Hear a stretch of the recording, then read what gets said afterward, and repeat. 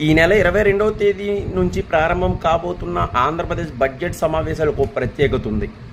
ఎప్పుడైనా కొత్త ప్రభుత్వం రాగానే వార్షిక బడ్జెట్ అంటే ఏడాదికి సంబంధించిన బడ్జెట్ను ప్రవేశపెట్టడం ఆనవాయితీ.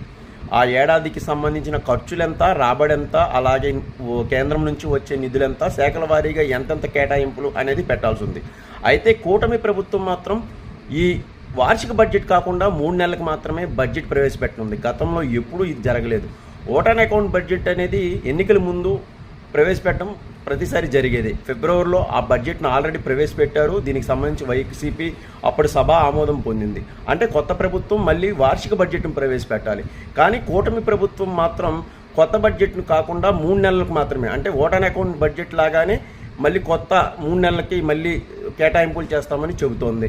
ఇది ఎప్పుడు చరిత్రలో జరగలేదు. దీనికి సంబంధించి గవర్నర్ ఆమోదం పొందాలి. ప్రత్యేక ఆర్డినెన్స్ ద్వారా దీన్ని ప్రవేశపెట్టబోతున్నారు.